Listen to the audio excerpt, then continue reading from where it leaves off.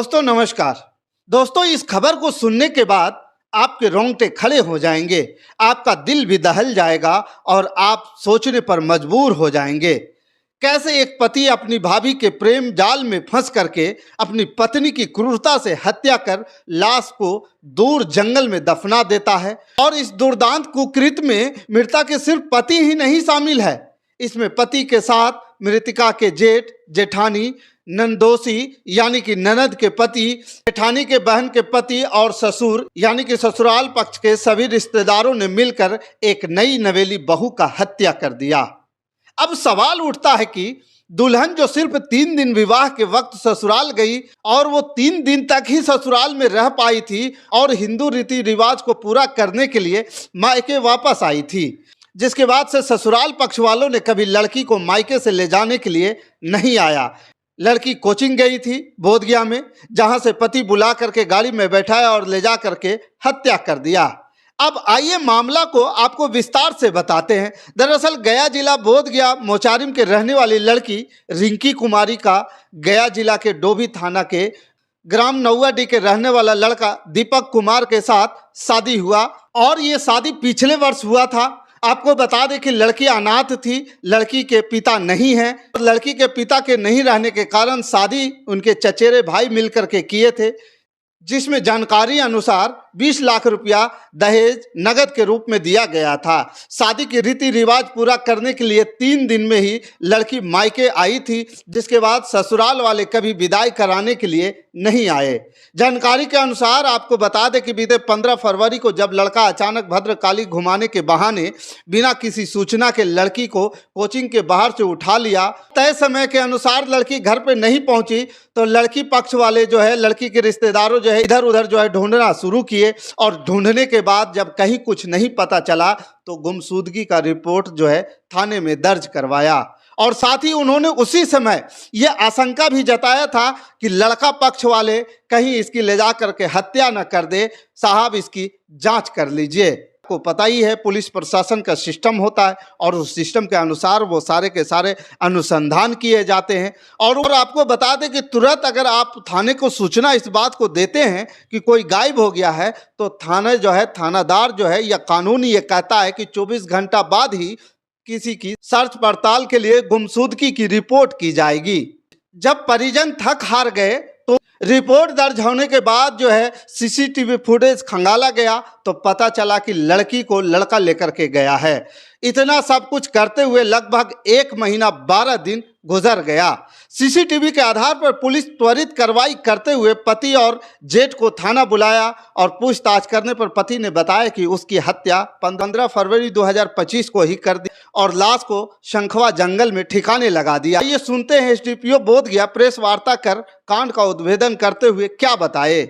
एक आवेदन प्राप्त हुआ जिसमें बताया गया कि नवविवाहित बहन है, प्रतिदिन की तरह 15 फरवरी को कोचिंग गई थी, किंतु काफ़ी विलम्ब के बाद भी वो वापस नहीं घर पे आई हैं। तो इस संबंध में बोधगया थाना कांड संख्या 104-25 सुसंगत धाराओं में दर्ज किया गया।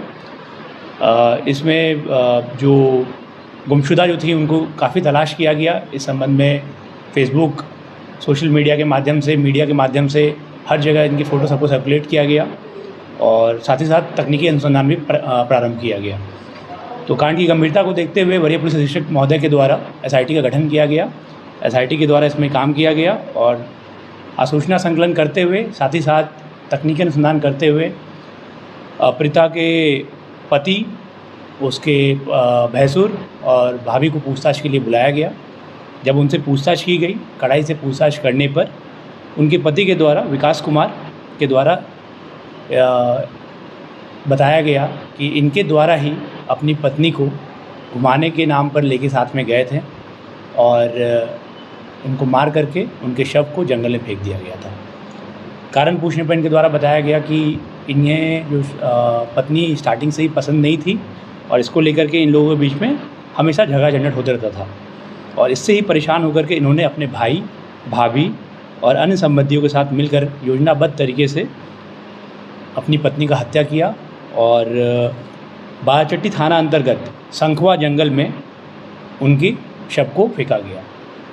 बाद में उनको ले जा करके उनके निशानदेही पे उसी स्थल से शव की बरामदगी भी हुई है और शव को पोस्टमार्टम के लिए भेजा गया है। हत्या किस चीज़ से की गई है? क्या कुछ हथियार बरामद हुआ? नहीं, अभी हथियार बरामद नहीं हुई है। पोस्टमार्टम रिपोर्ट आने के बाद क्लियर पता चलेगा कि हत्या किस तरह से किया गया है। इनके द्वारा कुछ बताया गया है, किंतु अभी वह अनुसंधान के दायरे में आ रहा है। इस मामले में कितने लोगों की गिरफ्तारी हो चुकी है? अभी 3 लोगों की गिरफ्तारी हुई है, जो मृतिका हैं उनके पति की, उनके भैंसुर की और उनकी भाभी की। और लोग अभी आरोपी फरार हैं। कुछ लोगों की और संलिप्तता के बारे में बताया गया है, उस संबंध में भी जांच किया जा रहा है। जांच करके अग्रतर कार्रवाई की जाएगी। भाभी का इसमें क्या रोल है? इनका भाभी को जो गिरफ्तार किया गया है उसको ये जो प्लानिंग की गई थी उसमें इनके जो पति हैं वो गया में रहकर पढ़ाई करते हैं और उस डेरा में इनके पति, उनके भैंसुर और भाभी साथ में रहते हैं और वहाँ पे ही इन तीनों के द्वारा मिल करके प्लानिंग करके इस पूरे घटना को अंजाम दिया गया। क्या लगता है हत्या कब की गई है? कितने दिन पहले? नहीं, जिस दिन यहाँ से 15/2 को जिस दिन वो यहाँ से गई थी उसी दिन उनका हत्या कर दिया गया था और उसी दिन हत्या करके शव को जंगल में फेंक दिया गया था। परिजन तो लापरवाही का भी आरोप लगा रहे हैं पुलिस पर। नहीं, लापरवाही नहीं हुई है। उनके द्वारा जैसे ही सूचना दिया गया है, इस समय में अनुसंधान किया गया है, अच्छा अनुसंधान किया गया है और तकनीकी अनुसंधान करते हुए शव को भी बरामद किया गया है और जो प्रमुख इसमें आरोपी हैं उनको गिरफ्तार करके अवैध संबंध भी बताया जा रहा है। इस संबंध में अभी ऐसा कोई तथ्य सामने नहीं आया है। हत्या यहाँ करके लाश फेंका गया वहाँ या वहाँ ले जाकर किया गया? जैसा इनके द्वारा स्वीकृति बयान में बताया गया है कि वहाँ पे ले जाने के बाद हत्या की गई। जिस वाहन से ले गए थे सर, क्या उस वाहन से? उस संबंध में भी अभी जांच किया जा रहा है, आगे जैसा रहेगा बताया जाएगा। इधर मृतिका के भाई के अनुसार लड़का अपनी भाभी के साथ प्रेम में था। लड़का भाभी के साथ गया शहर में रहता था। यहाँ मकान मालिक से इन्हें पता चला कि देवर भाभी नहीं, भाई बहन बता करके साथ में रहते हैं, यानी कि रिश्ता छिपा कर या कहें बदल कर रह रहे थे। मृतिका के भाई बताया कि देवर भाभी पढ़ाई के नाम पर एक साथ रहते थे, जिसके चलते दोनों में प्रेम हो गया और लड़का गाहे बगाहे रुपया का भी ससुराल से मांग करता था और ससुराल वाले पढ़ाई करने के लिए उसे रुपया भी देते थे और लड़की पक्ष वालों ने जो है लाखों रुपया लड़का को पढ़ाई के नाम पर उन्होंने कुछ बैंक ट्रांजैक्शन तो कुछ नगद दिया। जब लड़की की लाश मिलने का खबर लड़की को मां को मिला तो दौरा पड़ा और मृतिका के माता को पैरालिसिस अटैक हो गया, जिसके कारण अभी अस्पताल में भर्ती है। मृतिका की मां जिंदगी के लिए मौत से लड़ रही है और पीड़ित परिजन बेहाल हैं। साथ ही सरकार से न्याय का गुहार कर रहे हैं। मृतिका के भाई ने बताया कि इतना सब कुछ होने के बाद लड़का के पिता फोन कर गाली गलौज किया और जान से मारने तथा गोली मारने की धमकी दे रहा है, जिसकी सूचना थाना प्रभारी को दिया गया है। मृतिका के भाई क्या बताया, आइए सुनते हैं। मेरा नाम अजय कुमार हुआ। मैं भी प्रेजेंट में आर्मी में जॉब करता हूँ और मेरी बहन चचेरी मेरी अंकल की लड़की रिंकी कुमार हुआ, जिसका शादी मैंने 21 अप्रैल 2024 को विकास कुमार के साथ किया था। विकास कुमार का नाजायज संबंध उसके भाभी के साथ था। उसकी भाभी के नाम सुमन देवी है, पिता का नाम ढलन यादव है, ये रहने वाला सेवा विभाग का है और सुमन देवी के पति का नाम दीपक कुमार है। और उसके बाद हमारी बहन यहाँ डेली प्रतिदिन यहाँ पढ़ने आती थी डिस्कवरी कोचिंग में। तो यहाँ से विकास कुमार और दीपक कुमार और उसकी भाभी सुमन देवी तीनों मिलके I-10 4 व्हीलर पे बैठा करके कि हम तुमको भद्रकाली ले जा रहे दर्शन कराने के लिए, इसके बहाने से उसको लेके गया और 12 चट्टी एक सकवा गांव है करके वहाँ दीपक का साड़ू का नाम क्या था? हाँ, अनुराग यादव, जिसका पिता का नाम है पांडे यादव। ये चारों मिलकर मतलब वहाँ पर सम्मिलित होकर के गोली मारकर हत्या कर दिया, जिसका मतलब FIR मैंने 15 फरवरी 2025 को बोधिया थाना में एप्लीकेशन दिया था। 15 फरवरी से डेड बॉडीज़ को कल 26 मार्च 2025 को डेड बॉडी मिली। तो मैं चाहता हूं और मैं अपील करता हूं आप में माननीय मुख्यमंत्री श्री नीतीश कुमार जी से कि इनको सख्त सख्त कार्रवाई हो और फांसी की सज़ा। ये भी पता चल रहा है कि आप लोग कुछ सहयोग पुलिस को किए हैं तभी? हाँ, हम लोग भी सहयोग किए हैं क्योंकि हम लोग पूरा फैमिली मिल करके हम लोग भी कुछ CCTV कैमरा निकाले हैं, हर जगह का फोटोज है और पुलिस प्रशासन के सहारा से इसमें अभी तक कितने लोगों की गिरफ्तारी हुई है? अभी इसमें 3 लोगों का गिरफ्तारी हुआ है। लड़का का विकास कुमार, दीपक कुमार और दीपक कुमार की पत्नी सुमन देवी। और इसमें 2 व्यक्ति और इन्वॉल्व है। जो लड़का का जीजा है, जो सामने नहीं आया है लेकिन वो सपोर्ट किया है।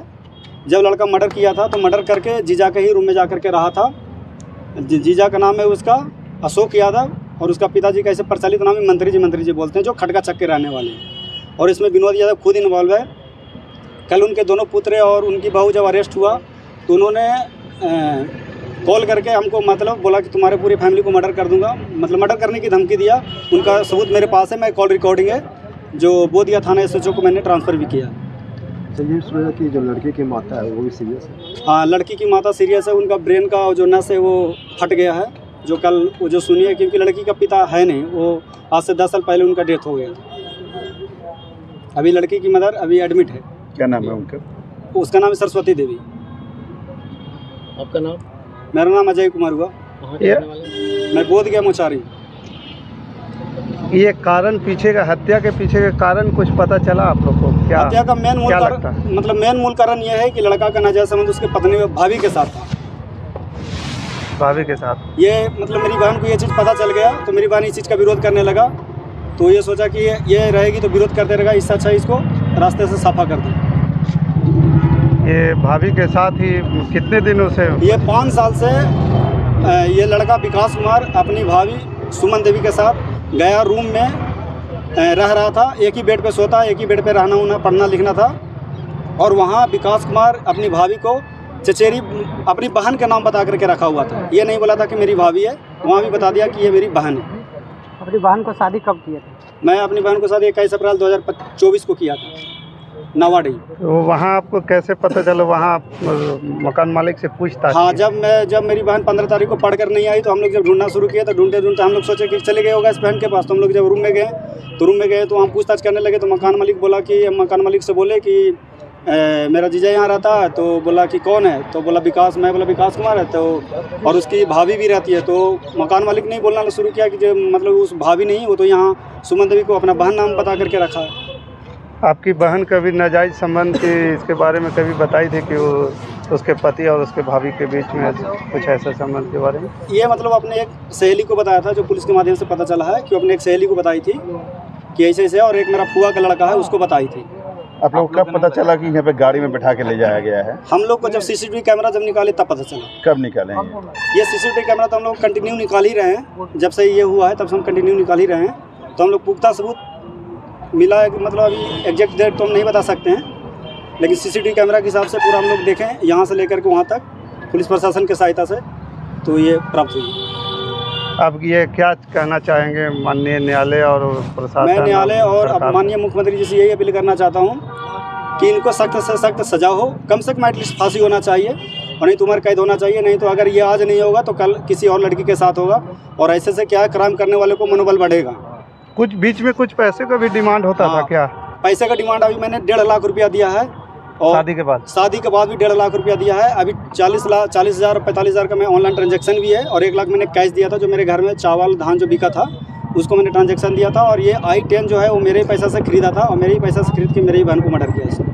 देखिए, इस बात को समझिए, जिस प्रकार से ससुराल पक्ष वालों ने, यानी कि ससुराल के सारे रिश्तेदार इसमें शामिल हुए। आपको बता दें कि लड़का का पिता, लड़का का बहनोई, लड़का का भाई, लड़का का भाभी और साथ ही साथ लड़का के भाई का साढ़ू, ये सारे के सारे लोग मिल करके एक लड़की की, मासूम लड़की की हत्या किए हैं। और हत्या, इसके पीछे कारण जो बताया जा रहा है, आप समझ सकते हैं इसके पीछे के कारण क्या है। आपको ये भी बता दें कि जब बोधगया से लड़की को उठाया गया तो उसको गाड़ी में बुरी तरह से पीटा गया। आपको ये भी बता दें कि प्राप्त जानकारी के अनुसार जो लड़की पक्ष से बातचीत के दौरान जो पता चला वो मैं आपको बता दूं। उन्होंने बताया कि लड़की को जब जो है यहाँ से उठाया, जो उन लोगों को पता चला वो बात उन्होंने हमसे शेयर किया, और उन्होंने बताया कि लड़की को यहाँ से उठाया तो लड़की को पीटते हुए गाड़ी में ले गए, अधमुरा कर दिए और गला दबा करके जान से मारने की कोशिश किए। लेकिन उसके बाद भी अगर नहीं मरी तो उसके बाद उस लड़की को गोली मार करके हत्या किया गया, और उसके बाद से संखवा जंगल में ले जा करके, जहाँ पे लड़का के भाई यानी कि मृतका के पति के भाई का साढ़ू यानी कि मृतका के पति के भाभी की बहन का ससुराल संखवा में है और संखवा जंगल में वहीं आसपास है और वही उसी संखवा जंगल में ले जा करके पहले जो है फावड़ा मंगाया गया। वो फावड़ा कौन लेकर के आया, आपको बता दे कि वो फावड़ा जो है लड़का के भाई मतलब कि मृतका के पति के भाई का साढ़ू लेकर के आए और फावड़ा से जमीन 2 फीट लगभग गड्ढा खोदा गया और उस गड्ढे में उस लाश को दफनाया गया। ये प्राप्त जानकारी के अनुसार ये सारी बातें बता रहा हूँ। और उसके बाद से जब ये बताया तो पुलिस प्रशासन पूरी मुस्तैदी से इस केस को सॉल्व करने में लगे हुए हैं और जितने भी इसके दोषी हैं उसको पकड़ने में लगे हुए हैं। अभी जो है जितना भी खुलासा किया गया है पुलिस प्रशासन के द्वारा और इसके आगे भी खुलासे किए जाएंगे। बाकी देखिए इसमें खुलासे और क्या करने बाकी हैं, जैसे जिस वाहन से उठा करके यहाँ से ले जाया गया वो वाहन कहाँ है, जिस हथियार से इनको हत्या किया गया वो हथियार कहाँ है और जिस फावड़ा से इस लाश को दफनाया गया वो फावड़ा कहाँ है और इसमें कौन कौन से लोग हैं। जब ये सारे लोग गिरफ्तार होंगे तो सारा का सारा भेद खुलेगा, फिर सारी सच्चाई जो है बाहर आएगा। बाकी इस खबर के प्रति आप क्या सोचते हैं, आपका विचार क्या है, आप हमें कमेंट कर जरूर बताइएगा। बाकी इस खबर के साथ बने रहने के लिए धन्यवाद। जय हिंद, जय भारत।